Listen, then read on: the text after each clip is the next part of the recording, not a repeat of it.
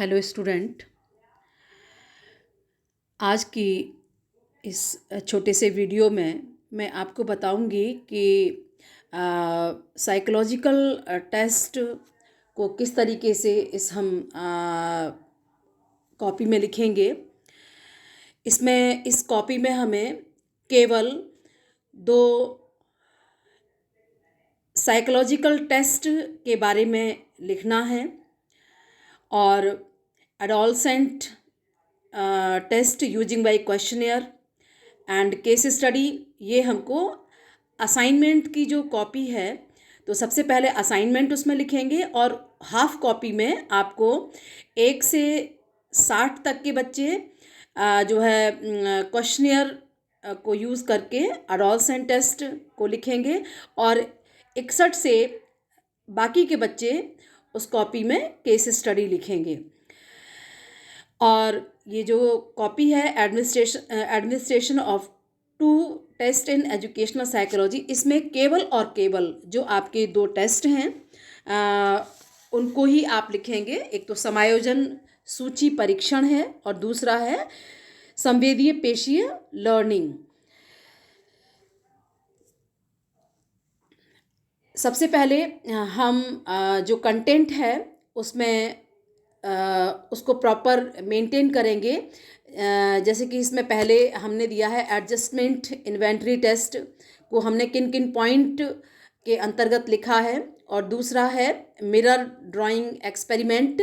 इसमें किन किन पॉइंट्स को हमने डिस्कस किया है वो हम प्रॉपर लिखेंगे। और डेट मैंने जो है अगर जब क्लास ली थी आपकी नवंबर और दिसंबर के बीच में मैंने क्लास ली थी, तो उन क्लासेस में जो है एक टेस्ट जो है नवंबर की डेट का होगा और दूसरा टेस्ट जो है दिसंबर लास्ट की डेट आप रखेंगे उसमें।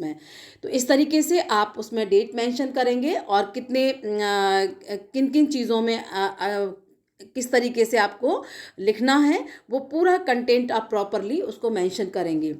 इसके बाद में जो है सबमिटेड टू में टीचर का नाम आएगा और सबमिटेड बाय में स्टूडेंट का नाम विद एडमिशन नंबर आप उसको लिखेंगे।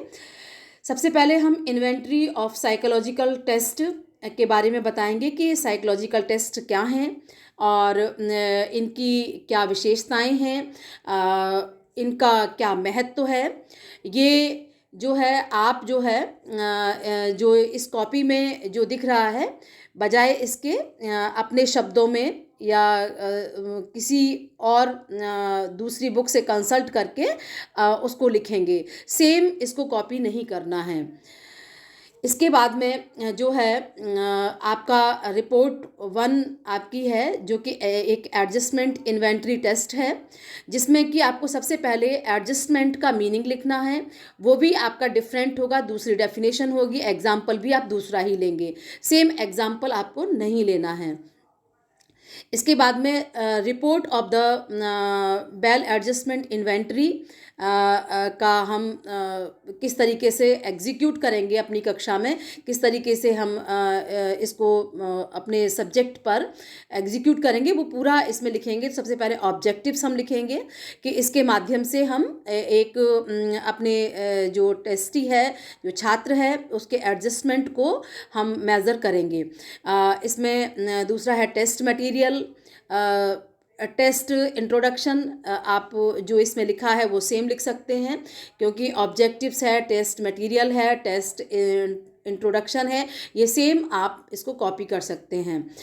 टेस्ट एग्जीक्यूशन में भी आप इसको कॉपी कर सकते हैं, क्योंकि इसमें कोई बहुत डिफरेंस नहीं होता है।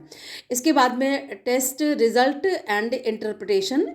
इसमें जब भी हम इसको रिज़ल्ट्स इसके बताएंगे, तो इसमें जो एक इन्वेंट्री है, इन्वेंट्री जब हम देंगे तो जो बच्चे डिफरेंट एरियाज़ में जो है, इसमें फैमिली से रिलेटेड एरिया है, इमोशनल और सोशल, ये 4 फील्ड हैं, इसमें हेल्थ से रिलेटेड है। इन 4 फील्ड्स में आपको 35 क्वेश्चंस होंगे, उसमें बच्चे हाँ और नहीं में जवाब देंगे। तो जो क्योंकि ये जो प्रश्नावली है इसमें जिनको बच्चे ने यस किया है उनको आप मतलब काउंटिंग उनकी करेंगे, और जिनमें नो है उनमें 0 आप नंबर देंगे। तो जितने भी आपके आपने यस वाले जो आपके क्वेश्चंस हैं, जिन बच्चों ने यस में आंसर दिया है उनको आप कैलकुलेट कर लेंगे। इस तरीके से जो है जैसे कि इसमें फैमिली से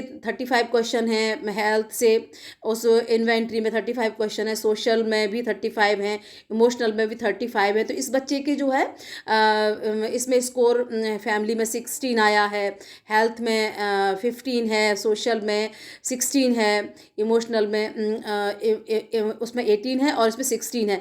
टोटल स्कोर इसका 65 है। इस तरीके से हमने एक स्कोर टेबल बना ली। इसके बाद में रिकॉर्ड शीट इसकी तैयार की जाएगी इस बच्चे की। तो उसमें हम नाम लिखेंगे, जेंडर लिखेंगे, एज, क्लास, इसमें 9th 10th के बच्चे को आपको लेना है, एड्रेस लिखेंगे और किस डेट में हमने टेस्ट एडमिनिस्टर किया है। इसके बाद इसमें जो है जो स्कोर बच्चे को मिला है वो एक हम जनरल नॉर्म टेबल है उसके आधार पर हम इसका इंटरप्रिटेशन करेंगे। वो नॉर्म टेबल जो है हम आपको इसी के साथ आपको डाल देंगे। लेकिन जो नॉर्म्स टेबल वो इस तरीके से है, जैसे कि होम में अगर बच्चा 5 और 5 से कम नंबर लाता है तो एक्सेलेंट। हेल्थ में अगर 2 या 2 से कम नंबर लेके आता है तो भी एक्सेलेंट है। सोशल में 5 और 5 से कम नंबर लेके आता है तो भी एक्सेलेंट है। और इमोशनल में एक नंबर आया है या तो वो भी एक्सेलेंट है। गुड का जो रेशियो है वो 6 to 7, 6 से 7 के बीच में अगर वो स्कोर कर रहा है तो गुड है होम में। और हेल्थ में 3 से 4 के बीच में स्कोर आ रहा है तो वो भी गुड है। और सोशल में 6 to 8 के बीच में आ रहा है तो वो भी गुड है। और इमोशनल में 2 से लेकर 4 के बीच में नंबर आ रहे हैं तो वो भी गुड है। एवरेज में जो है होम में 8 to 12 आते हैं, हेल्थ में जो है 5 to 9 ये एवरेज हैं, और सोशल में 9 to 15 ये एवरेज हैं, और इमोशनल में 5 to 13 ये भी एवरेज हैं। अनसेटिस्फैक्ट्री का स्कोर है होम में 13 to 14, ये अनसेटिस्फैक्ट्री है। और जो है हेल्थ में 10 to 11 है, ये भी अनसेटिस्फैक्ट्री है। सोशल में 16 to 18 है, ये भी अनसेटिस्फैक्ट्री है। इमोशनल में 14 to 17 है, ये भी अनसेटिस्फैक्ट्री है। इस तरीके से वेरी अनसेटिस्फैक्ट्री होम में अगर 15 अबव है तो वेरी अनसेटिस्फैक्ट्री। इसी तरीके से हेल्थ में 12 एंड इससे अबव है तो वेरी अनसेटिस्फैक्ट्री। और सोशल में 19 से अबव है तो वेरी अनसेटिस्फैक्ट्री। और इमोशनल में 18 से अबव है तो भी वेरी अनसेटिस्फैक्ट्री।